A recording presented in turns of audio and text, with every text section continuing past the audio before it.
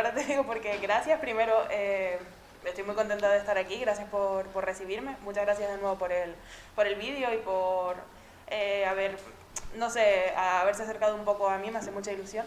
Y bueno, la verdad que yo, como ya pusieron en el vídeo, yo soy de pueblo, y sí es verdad que siempre me gusta señalar un poco la diferencia de oportunidades que hay en cuanto al acceso a la lectura, ¿no? Para las personas que somos de zonas rurales, sobre todo las personas que somos del sur, es decir, de zonas más turistificadas, y las personas del área metropolitana, ¿no?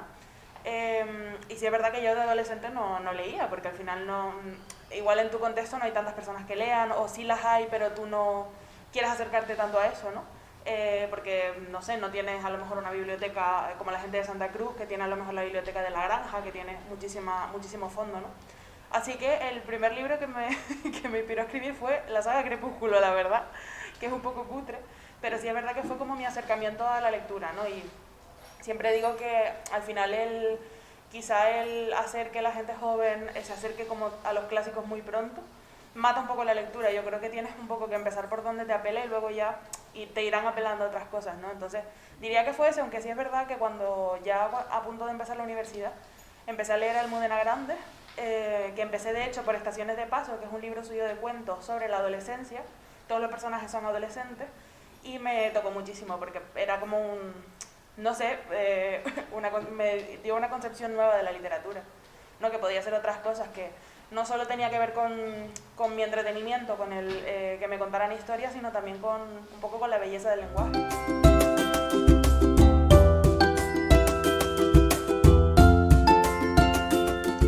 Pues es que el mundo sí es un poco complejo, el mundo de la poesía, sobre todo cuando eres una persona joven, y sobre todo si eres una chica. Pasa mucho que el otro día de hecho escribí un artículo sobre eso, que la gente no te toma en serio, ¿no? Siempre es como que hablas de temas menores, que hablas de cosas que son banales, que son cosas adolescentes y demás. Es un poco lo que les pasa a las cantantes de pop, que siempre las toman como banales, ¿no? Entonces, en ese sentido sí puede ser complicado, pero sí es verdad que yo he tenido la suerte, desde que era muy piba, desde que era un poco mayor que ustedes, de hecho, pero muy poco, de relacionarme con gente que sí que está metida en el mundillo de la poesía, y sí que entré como en unas redes afectivas pues un poco dirigidas a eso. Entonces siempre he estado en un lugar de privilegio en ese sentido, y creo que para mí es importante, ahora que puedo y en el futuro podré más, crear a lo mejor espacios para que le sea más fácil a la gente joven entrar, ¿no? Porque sí es verdad que a veces está como todo un poco blindado.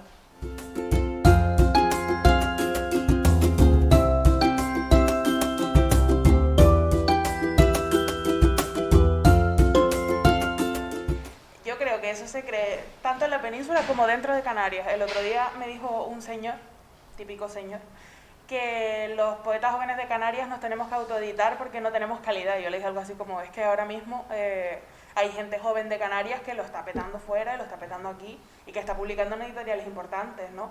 Yo creo que al final siempre tenemos como ese complejo de insularidad, de pensar que no nos van a tener en cuenta fuera, o que igual no vamos a tener tanta relevancia, cuando en realidad eso responde pues a otras cuestiones, ¿no? Al final la cuestión es de invisibilidad de las voces de Canarias, porque estamos lejos, simplemente no estamos ahí, y creo que hay que luchar porque se nos reconozca, porque sí es verdad que hay gente muy buena escribiendo en Canarias, y además la literatura canaria tiene la ventaja de ser una literatura de la periferia, que normalmente eso puede parecer malo, porque es como, bueno, pues no hablas de las cuestiones universales, pero sí que creo que eso da al final una libertad expresiva bastante potente. Al final da también tenemos la suerte de poder tocar temas que no están muy tocados, como es el turismo, desde perspectivas que no están muy tocadas, y creo que eso es algo bastante guay, que hay que sacar fuera.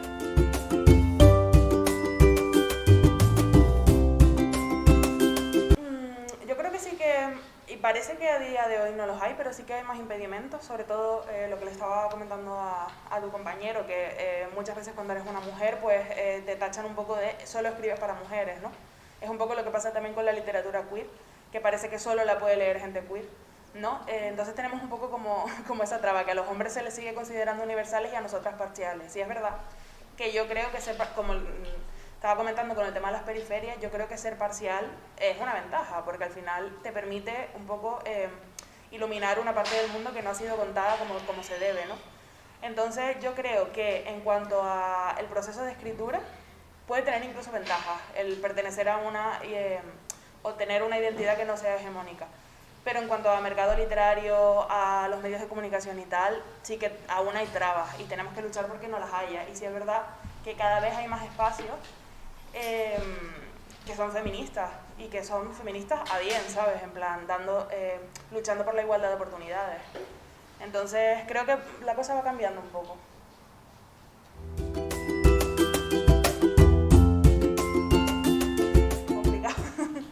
A ver, yo creo que ahora mismo con las que tengo publicadas me identifico más con Pueblo y yo, aunque sí es verdad que el libro lo escribí en 2019 y ha cambiado mucho la vida también por la pandemia y demás, ¿no? Y estoy en una edad en la que además la vida cambia muy, muy rápido. Y ahora estoy escribiendo una novela y creo que es con lo que me identifico ahora.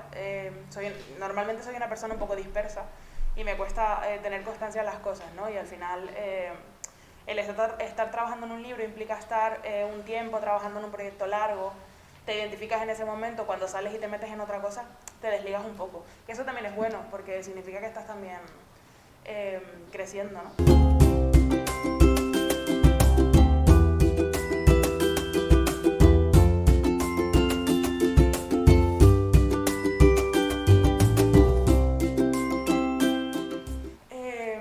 Súper, de hecho yo sé que hay compañeras que no tienen tanto en cuenta la reivindicación cuando escriben, ¿no? Y me parece súper bien porque ya creo que el hecho de ser una mujer y publicar ya es algo feminista, pero para mí eso es importante, sobre todo porque me interesa mucho la cuestión de la representación. Creo que hay personas que no se han visto nada representadas ni en el cine, ni en, yo qué sé, ni en las series, ni en la historia, ¿no? Ni en la literatura. Y que es una cuestión de justicia que lo hagamos. Y además creo que el hecho de generar representación, por ejemplo, a mí me interesa mucho escribir sobre la experiencia de las personas gordas, porque creo que es algo que está muy maltratado, sobre todo en el cine, está horriblemente tratado y hay muy pocos personajes gordos que representen de verdad lo que es ser una persona gorda, ¿no? Y que no lo representen desde una óptica mala, ¿no? Hay muy pocos personajes gordos antigordofóbicos, entonces a mí eso me interesa muchísimo y creo que además el hecho de que haya buena representación implica que la gente se vaya a representar mejor y se vaya a conocer mejor a sí misma. Al final creo que la literatura sí que tiene un potencial de cambiar vidas, pero no en cuanto a lo que se dice siempre, no esa romantización de ay, leer te cambiará la vida, no. En cuanto a cuestiones de representación política, creo yo.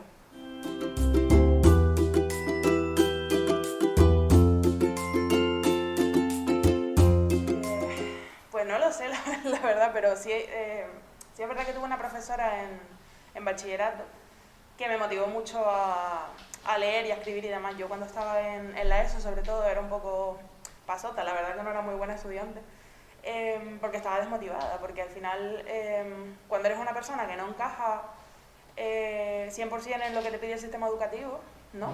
Muchas veces pasas por alto que puede ser buena en otras cosas, o que puede ser buena en algo que no es lo que se te está pidiendo en ese momento. Y creo que es importante cuando el profesorado un poco te capta y te motiva para decir, mira, pues esto igual es algo que tienes que solventar, pues sácate el bachillerato y luego ya estudiarás algo que te guste, ¿no? En lo que seas buena. O haz esto por las tardes, ¿sabes? Entonces creo que fue un poco eso.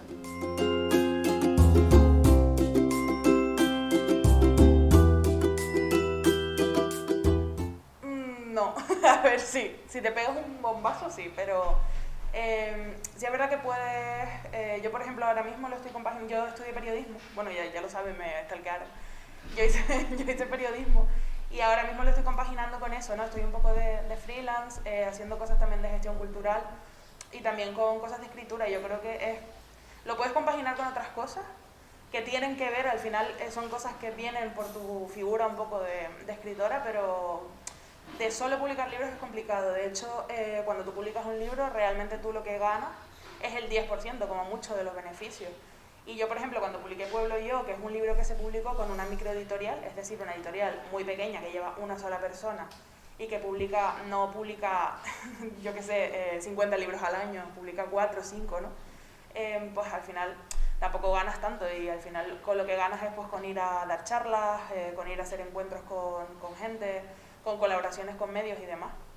¿sabes? Al final tenemos un poco romantizada la figura del escritor como una persona que solo se dedica a escribir en su casa, y realmente tienes que estar todo el día de aquí para allá. De hecho, muchas veces te impide escribir.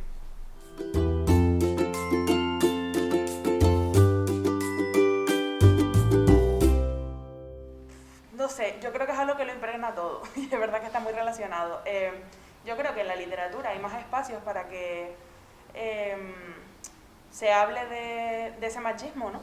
Y en el periodismo a lo mejor está más blindado, ¿sabes? Porque la literatura sí es verdad que da la oportunidad de generar obras que denuncien ese machismo. De hecho, una gran parte del movimiento Me Too ha venido por libros, ¿no? Como por ejemplo este que escribió una italiana que se llama Vanessa no sé qué, que pues se publicó con Lumen, se llama El consentimiento, en el que es una novela en la que denuncia que un escritor abusó de ella cuando tenía 15 años, ¿no? Y eso es algo que difícilmente se verá en periodismo, precisamente porque hay como más trabas, porque al final pues la inmediatez de los medios, todo eso no va a permitir que haya tanta reflexión sobre eso.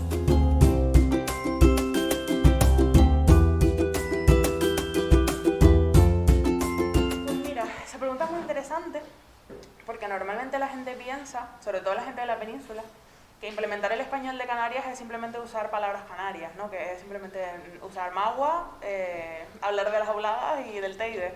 Y no es así para nada, porque de hecho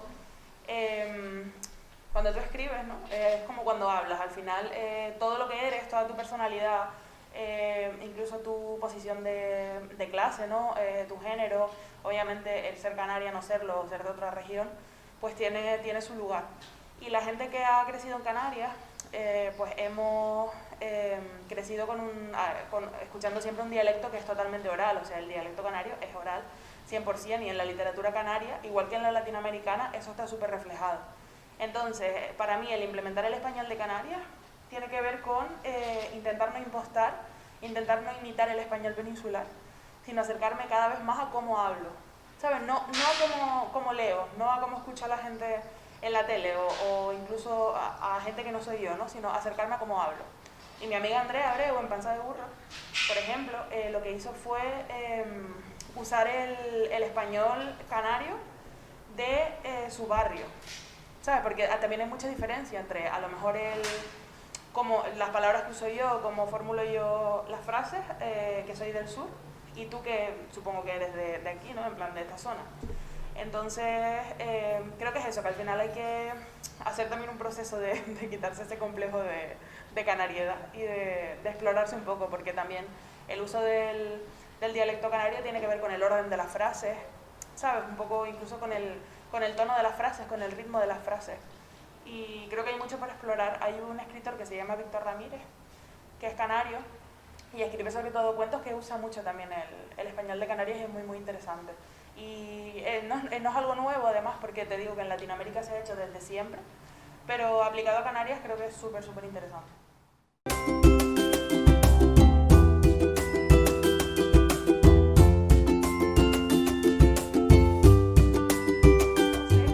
A ver, la verdad que estaría guay, pero que me da rollo por los chiquillos, porque al final no creo que sea muy fácil, sobre todo porque a lo mejor con narrativa es más fácil, pero mi poesía creo que puede ser un poco complicada de analizar, creo yo.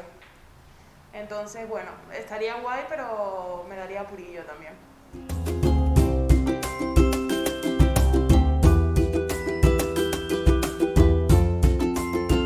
Pues me encanta.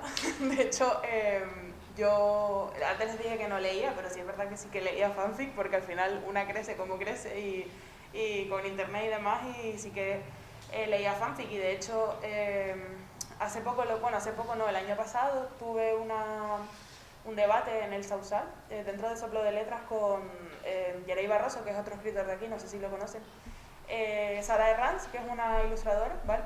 Y Sabina Urraca, que es una escritora que es súper conocida, que es la editora de Panza de Burro.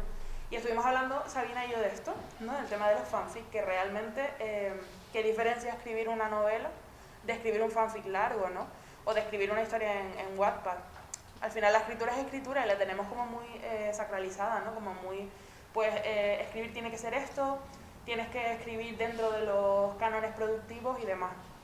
Y muchas personas hemos pasado la adolescencia leyendo historias en internet y al final es lectura también, o sea, a mí me aportó muchísimo y a mí leer, yo qué sé, creepypasta sobre el Zelda, ¿sabes? Me aportó muchísimo y me enseñó muchísimo sobre la literatura de terror.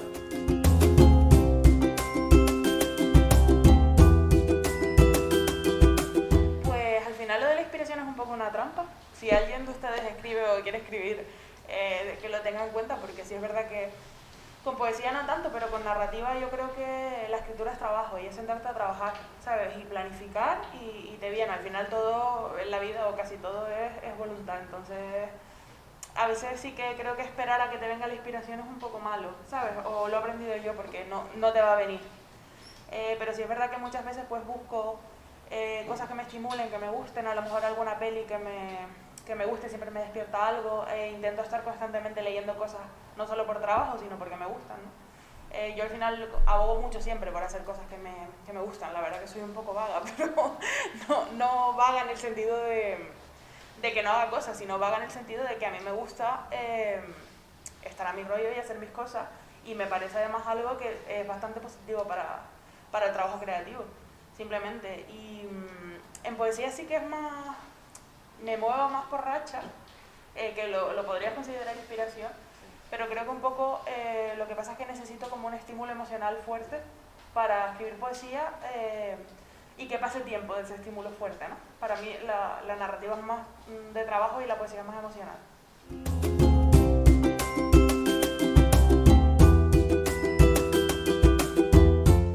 Pues gran pregunta, la verdad.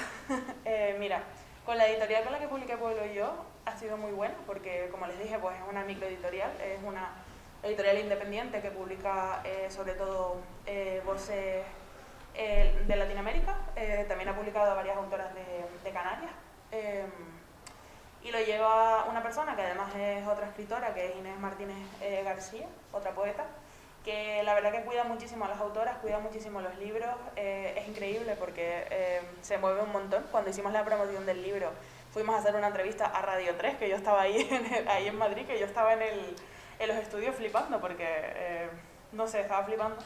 Y muy bien, pero sí es verdad que he tenido mucha suerte en ese sentido, porque sí es verdad que hay editoriales que no hacen contratos a la gente, sobre todo a la gente joven, que no les pagan, que no les distribuyen bien la obra, que no se las promocionan y demás. Yo creo que hay que tener cuidado, ¿sabes? Porque muchas veces se juega con la ilusión, sobre todo de quien va a publicar un primer libro, ¿no? Y al final, siempre hay que irse con la gente que te cuida y la gente a la que tú quieres cuidar también, creo yo, y hay que tener eso en cuenta. Y al final toda esta cosa de las editoriales feministas que se critican mucho, ¿no? Como al final meter política en las editoriales, yo creo que tiene que ver simplemente con que son editoriales que implantan al final un modelo de cuidados también en cuanto al trabajo, ¿no? Entonces creo que es importante. Luego el otro libro de Soy la Tierra lo publiqué con una editorial muy pequeña que es sin ánimo de lucro, de hecho, aquí de Canarias, que es Cartonera Island, que es una editorial que hace libros tiradas súper pequeñas de cartón, en plan de cartones reciclados. Y la verdad que esa experiencia fue buena. No fue una publicación tradicional como al uso así, pero como para entrar un poco en la cosa fue bastante bueno.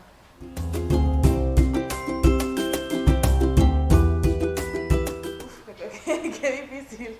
Si pudiera cambiar algo con mi obra, pues muchas cosas, pero lo que dije antes de la representación y tal, creo que sería eso. Me gustaría escribir libros que hagan que la gente se sienta acogida de alguna manera, ¿no? O que al final les haga sentirse mejor, porque creo que es importante. Porque como les decía antes, yo crecí sin referentes o con muy pocos referentes de mujeres lesbianas, de mujeres gordas, de mujeres canarias incluso, ¿no? Y es duro porque al final no te ves. No sé si han visto el vídeo este que sale un niño viendo la peli de Encanto y es igual al niño, en plan Antonio, y se queda flipando, y es como que esa sensación de euforia cuando te ves representada en un producto audiovisual o en un libro o lo que sea, no es casual, es de que lo necesitamos. Y Panza de Burro, el libro este de Andrea Abreu, ha tenido tanto boom porque las personas canarias no teníamos algo que contara cómo somos y que nos estimulara también a contar nosotras cómo somos. Entonces creo que un poco cambiaría eso.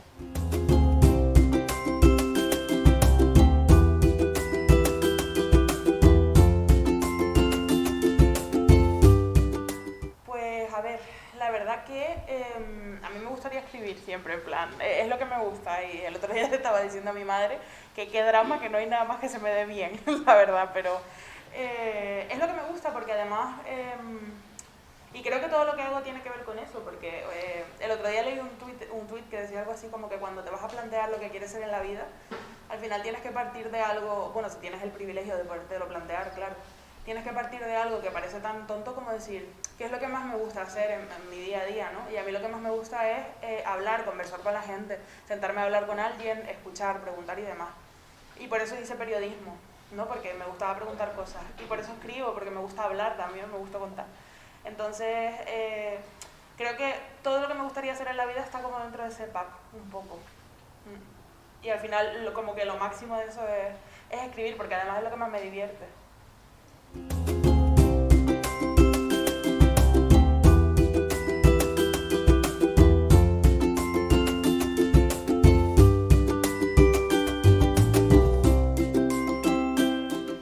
Pues mira, a ver, es que la poesía también es un género muy libre, ¿no? Por eso me gusta. Me gusta también la narrativa, pero la poesía sí es verdad que te permite planteártela más como un juego, ¿no? Un poco como una exploración. Entonces, yo tengo como dos particularidades, ¿no? Como poeta, que es el uso de los signos de puntuación, que al final lo uso como me da la gana, y el escribir poesía en prosa, que es que no corto los versos, sino lo escribo todo como un... Y el de mayúsculas y minúsculas. También, es verdad, muchas veces saben más que yo de mí, entre mayúsculas y minúsculas, que también tiene que ver con eso de los signos de puntuación. Y lo escribo todo como un bloque, aunque a veces sí es verdad que también juego con los versos y demás. Y lo hago porque, como hablábamos antes del tema de la oralidad y de escribir como hablo y demás, yo intento cuando escribo poesía escribir como pienso, un poco, ¿no? Y no sé si se han dado cuenta que yo hablo muy rápido y también en plan suelo tener la cabeza como muy rápida. Entonces yo cuando empecé a escribir poesía, yo no sabía cómo se escribía un poema, porque yo, ya les conté que yo de adolescente no leía. Entonces, o leía Crepúsculo y Los Juegos del Hambre, y que también está bien, ¿no? Pero bueno, no leía poesía. Entonces no tenía ni idea, porque sí es verdad que siempre te da miedo como enfrentarte a la poesía porque piensas que tiene que seguir una métrica, cuando eso a día de hoy está súper superado, ¿no? Hay quien la usa, pero no es algo que se dé usualmente. Entonces yo no sabía cómo se escribía un poema. ¿Y qué hice? ¿Ponerme a leer poesía para ver si aprendí a escribir un poema? No, me inventé cómo se escribía un poema, ¿no? Entonces empecé a escribir cosas que yo no sabía muy bien lo que eran, si eran poemas, si eran relatos, lo que sea, en ese famoso blog del que pusieron en el vídeo. Y al final pues fui dando con mi forma de escribir un poema, ¿no? Yo creo que más que plantearse cómo se escribe un poema, hay que plantearse cómo voy a escribir yo un poema, ¿no? Y leer a otras poetas también para analizar los recursos que usan, ¿no? Y cómo esos recursos dan forma a su voz poética. Y pensar, vale, ¿qué recursos puedo usar yo para que den forma a la mía, ¿no? Entonces, esos son los recursos que encontré yo, un poco para crear como poemas que se lean muy rápido, que sean como muy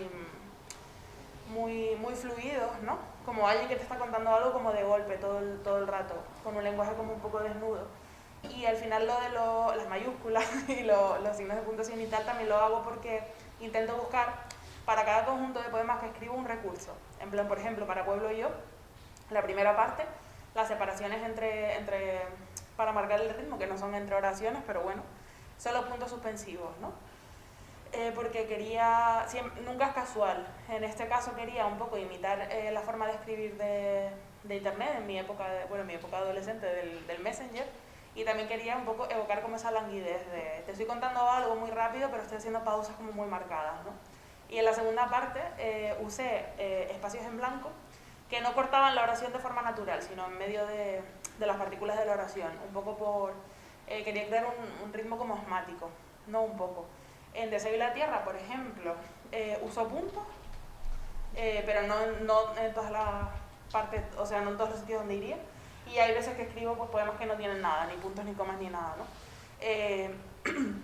Lo de los signos de puntuación es algo bastante propio de, creo yo, ¿no? De la poesía que se está haciendo ahora y de la que se lleva haciendo unas décadas, y creo que permite mucha plasticidad en el ritmo.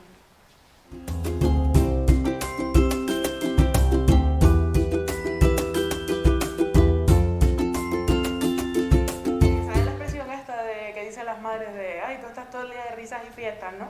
Vale, pues yo me definiría con esa expresión, en plan... estaba viniendo para acá y estaba escuchando, no sé si conocen el podcast este de Deforme Semanal Ideal Total, ¿vale? Que estaban hablando sobre el tema de, pues, de las brujas, de la casa de brujas y demás, pero se estaban meando de la risa, básicamente, ¿no? Y me gusta mucho siempre esa intersección un poco entre la seriedad, ¿no? Y el tocar temas que son importantes y que son serios y la risa, porque creo que al final genera mucha cercanía, genera muchas emociones, ¿no? La risa. Me gusta mucho una escritora que se llama Lori Moore, que es norteamericana, que habla de temas súper trágicos, pero lo hace de forma súper cómica, y ella dice que al final es una forma de hacer como vivos los textos, porque es una forma de representar cómo nos enfrentamos las personas a la vida, ¿no? Entonces, me gusta mucho eso, intento siempre reírme, buscar el juego en lo que escribo, ¿no? No sé si se han dado cuenta, pero al final mi poesía como que busca un poco el juego. Para mí escribir un poema es ponerme a jugar con el lenguaje. Sí, entonces yo creo que al final eso tiene que ver con mi personalidad, y creo que muchas veces, lo que les decía antes, como que romantizamos, sacralizamos el escribir, pero al final es una cosa en la que simplemente estamos volcando como somos, y si somos unas mamarrachas vamos a escribir cosas mamarrachas, ¿no? Entonces me definiría un poco así.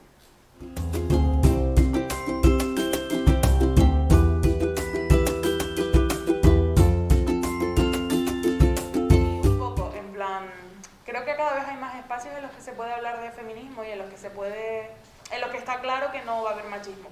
Pero sí es verdad que sigue habiendo sectores muy rancios y que sigue habiendo muchas dinámicas de violencia ahí, sobre todo no solo en cuanto a machismo, que también, pero también en dinámicas racistas, dinámicas transfobas, dinámicas clasistas, capacitistas, etcétera, muchísimas. Y muchas veces pasa que a lo mejor no sé, pensamos, bueno, ya aquí pues tenemos un discurso feminista y ya está, con esto basta, pero estamos oprimiendo a más peña, ¿no? Entonces, creo que al final el que se elimine el machismo en la literatura, o que al final queremos un sistema como más feminista, pasa también por ser responsables con todo, creo yo. Entonces, bueno, te diría eso, que sí que hay cada vez más espacios que no lo son, pero que los que sí lo son siguen estando ahí.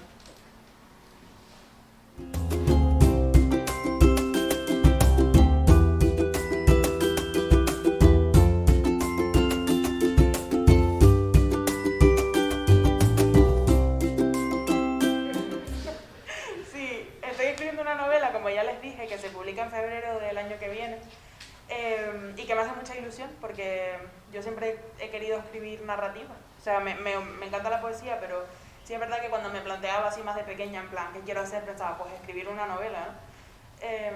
Y bueno, era algo con lo que no me atrevía, porque al final siempre estamos las personas con los problemas de autoestima y demás, de yo no puedo con esto, ¿no? Las inseguridades, y al final pues me animé, tuve una buena oportunidad también para publicarla, y eso, sale en febrero del año que viene, y la verdad que estoy ilusionada. Es mucho trabajo, también es verdad, pero bueno, podemos con ello.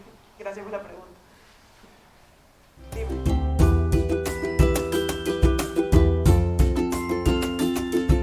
A ver, una cosa es como yo me veo y otra cosa es lo que vaya a pasar, también te digo, pero sí que me veo publicando, fíjate, ahora estamos hablando de la novela, me veo publicando cosas de narrativa, y me veo también... Ahora estoy como muy metida en cosas de trabajo, con fomentar la poesía de Canarias y demás, sacarla afuera y tal, y también que se hable de ella como dentro de Canarias, ¿no? Y me veo así también, hablando de figuras de las que no se haya hablado tanto históricamente. Por ejemplo, el año pasado se reivindicó mucho a Natalia Sosa, que es una poeta que era de Gran Canaria, que se le dedicó el Día de las Letras Canarias, y era una autora que estaba súper olvidada, que nadie estaba ahí, pero no se le daba mucho asunto, y no se le daba asunto porque ella fue lesbiana en el franquismo, entonces sufrió mucho la censura y sufrió mucho él que no la estudiaran. Entonces el año pasado se rescató su figura y se hizo como mucho estudio de ella. Pues me veo haciendo cosas así, ¿sabes? Un poco luchando porque voces que han quedado silenciadas, sobre todo de Canarias, pues al final tengan lo que se merecen.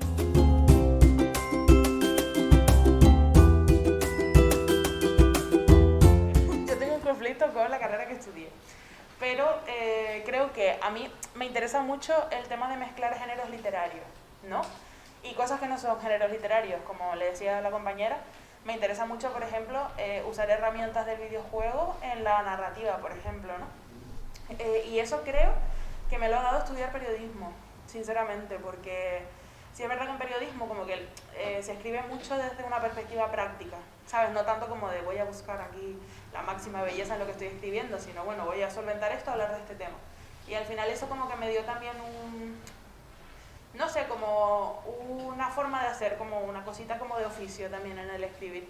Y eso me ha permitido tener claro que los géneros se pueden mezclar, porque sí es verdad que en periodismo se explora mucho, sobre todo en el periodismo que se hace en Latinoamérica, el escribir periodismo también con herramientas literarias, ¿sabes? Y mi trabajo de fin de grado fue sobre eso, sobre una autora que se llama Elena Poniatowska, que es famosa por muchas cosas, también es escritora, pero bueno, una de las cosas por las que es famosa son sus entrevistas, que ella hacía entrevistas y las escribía como cuentos, ¿no? Y yo un poco intenté analizar por qué, porque eso es bueno ya no desde lo literario, sino desde lo periodístico, ¿no? Entonces creo que me ha servido en eso, pero de resto no sé, no creo.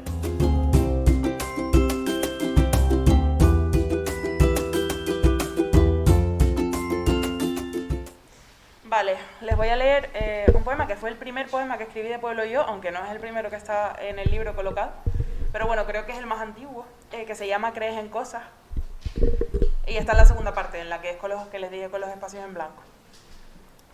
Creías en los cocodrilos de las alcantarillas cuando te hacías trenzas y las cortabas en el baño del cole, y en la niña de las peras cuando masticabas chicles y te los pegabas a los zapatos y decías, hoy no salgo, hoy no puedo, no. Y en la bola que bajaba cuando la llave de tu cuarto, el sabor a sangre, las tuberías del pueblo, dentro de tus brazos dependemos de ti, mantén la boca quieta y no grites, creías. En las ranas del tejado, cuando no tenías piel sino unos leggings y hacías la tijera con los dedos, quiero rascarme la ansiedad. Quiero rascarme, puedo ser piscina, de las que te dan alergia, cloro en los ojos, mirarnos debajo del agua. Hablo con los perros, no saben qué decir, yo sí sé lo que quiero cantar. Y creías en mí, ese es mi truco, digo todo lo que pienso, mira, pasta de dientes, la roca fantasma, quedarme encerrada en un ascensor y morirme, soy piscina, llenas de gente, se hacen pis, es un secreto. ¿Tú crees en los secretos cuando estás sola y tienes costuras y se te ve el corazón? Alergia, adiós, quítame esto de los ojos. Tu nariz se cierra debajo del agua, la belleza es una mosca que quería meterse en la piscina. ¿Creías en ella cuando pensaba que podía nadar? ¿Y en mí? Salta ahora, cuando estés seca te partirás el cuello, cuánto amor necesito para llenarme de sangre, ¿entendiste? Que sería limpio, perdona, yo nunca dije que quisiera, pero entonces quise y creí.